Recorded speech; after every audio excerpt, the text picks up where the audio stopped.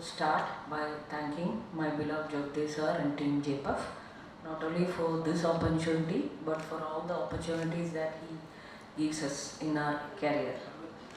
So we have had a wonderful conference and we have had a lot of very informative sessions over last 2 days, and we have had 2 talks related to this topic, the steatotic liver disease.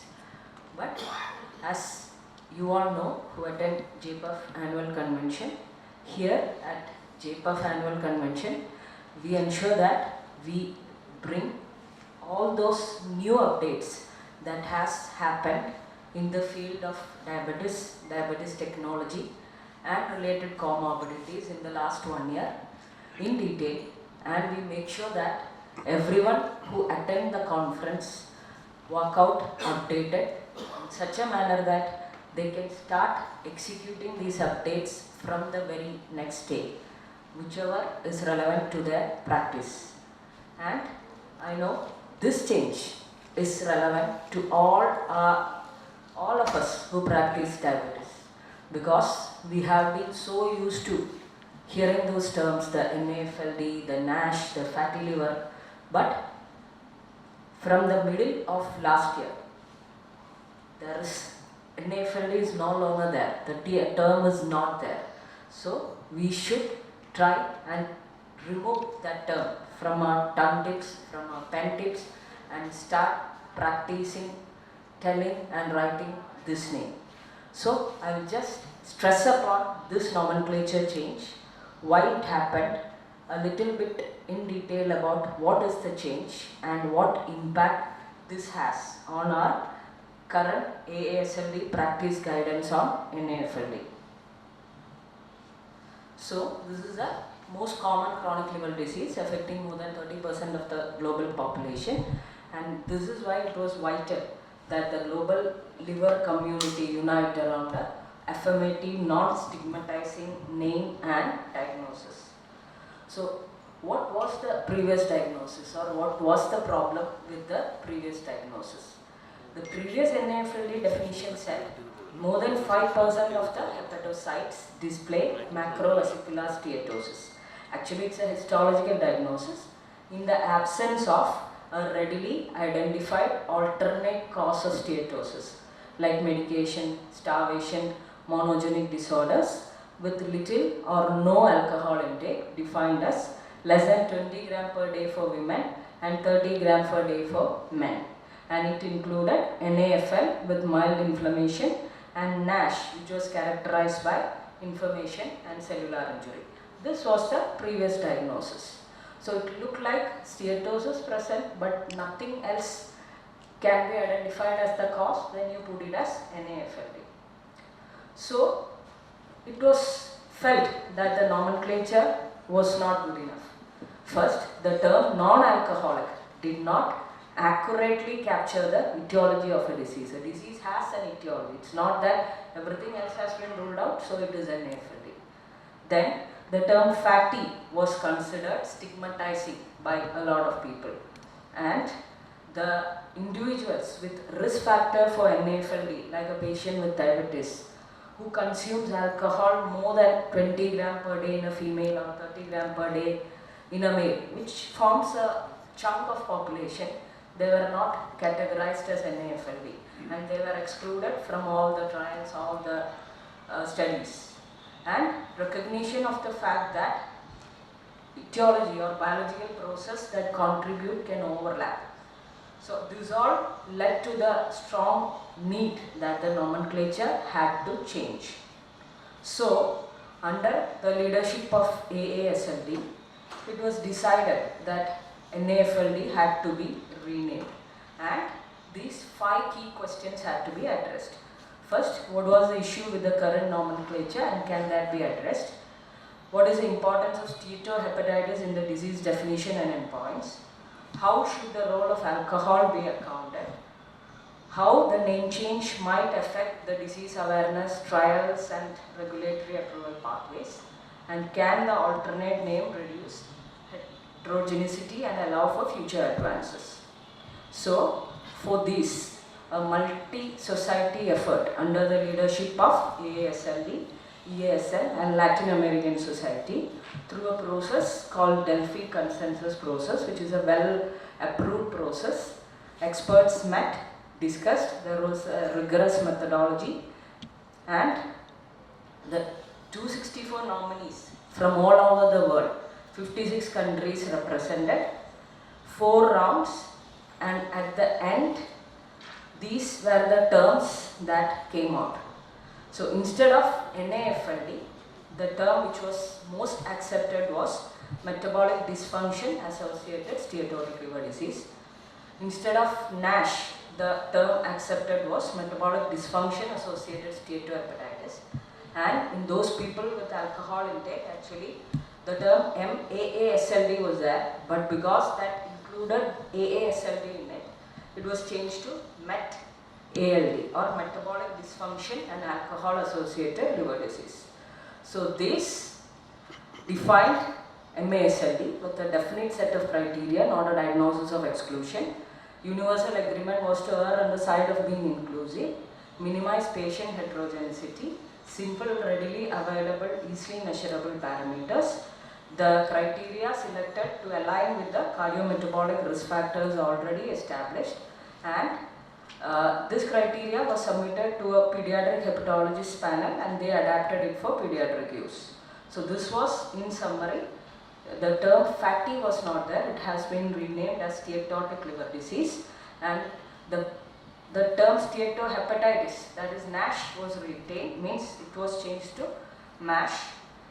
The NAFLD became MASLD in those people having 1 out of 5 cardiometabolic risk factors.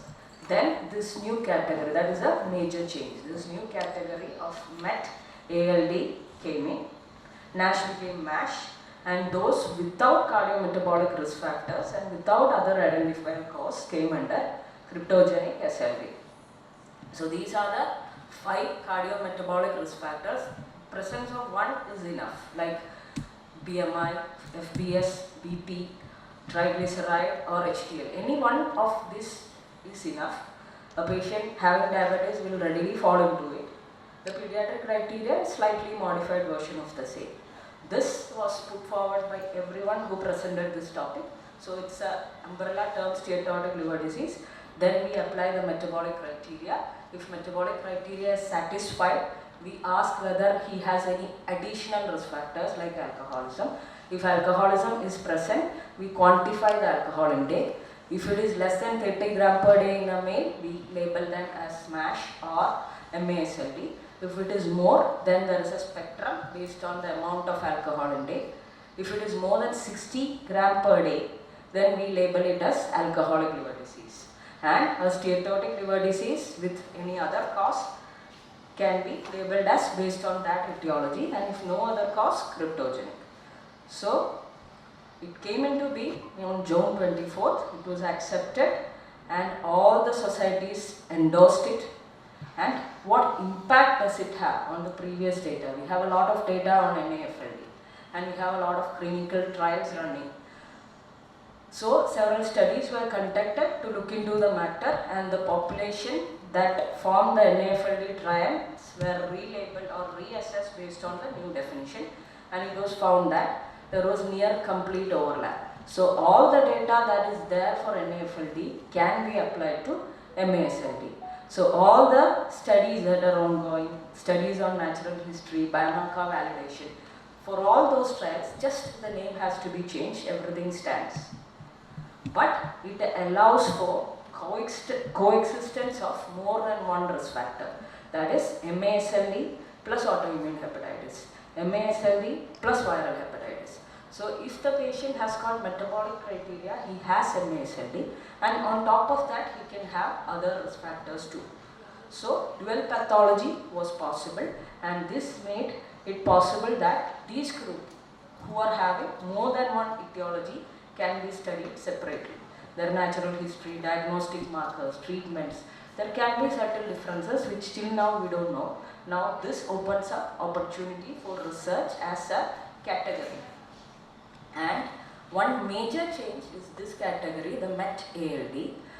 If we have a person with diabetes who consumes more than 30 grams per day in a male, he did not fall under NAFLD, but he definitely had all those risk factors for MASLD.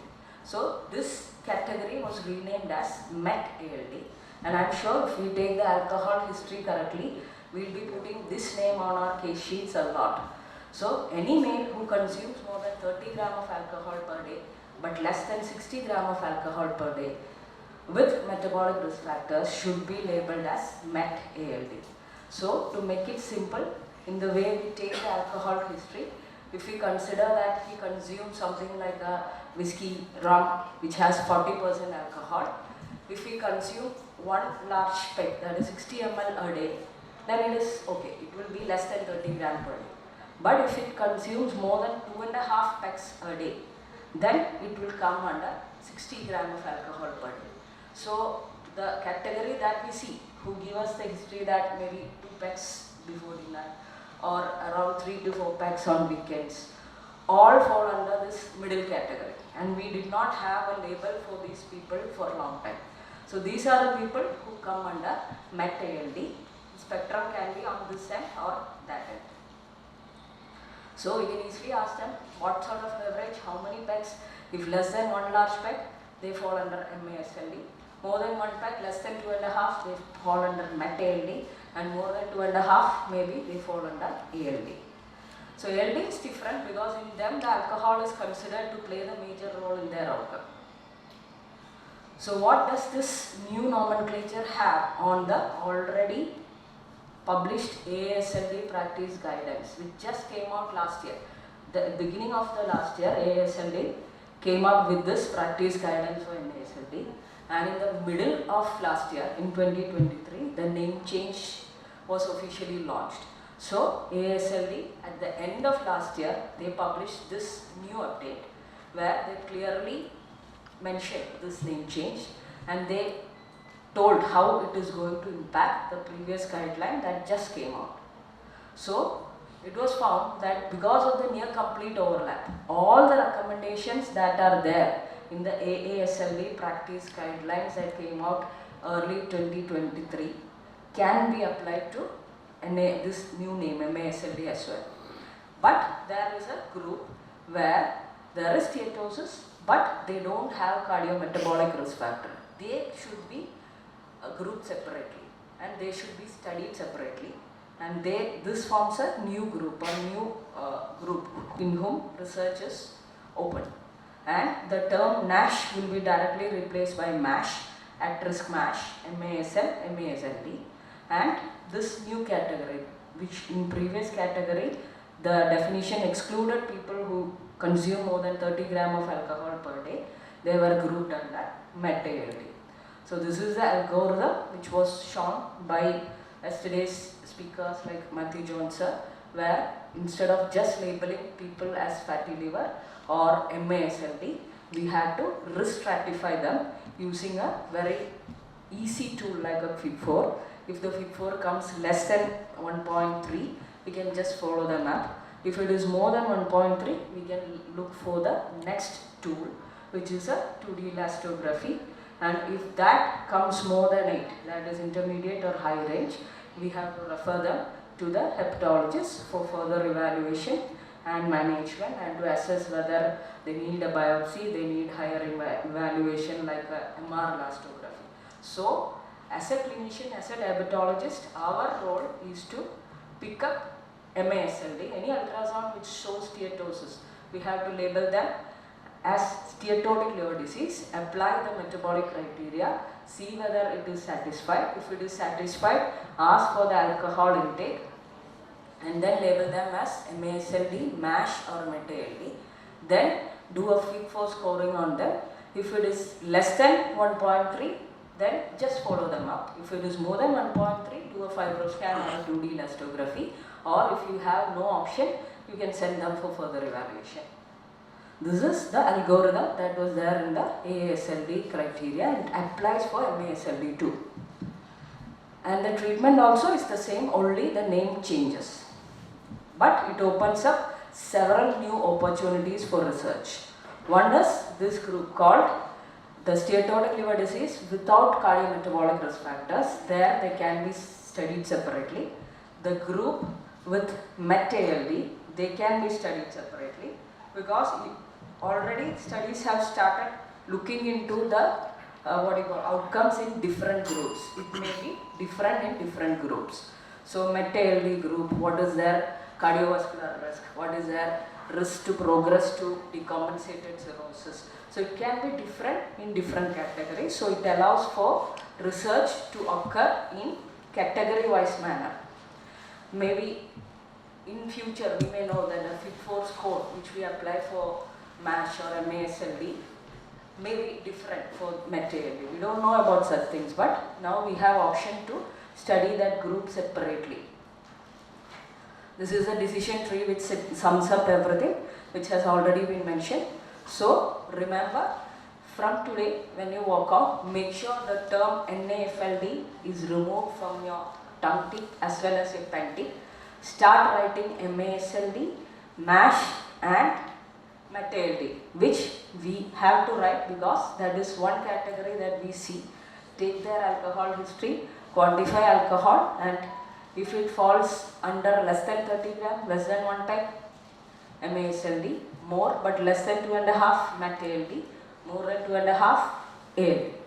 So make sure this is executed because I know it's relevant in every one of our practice. Thank you. Thank you very much.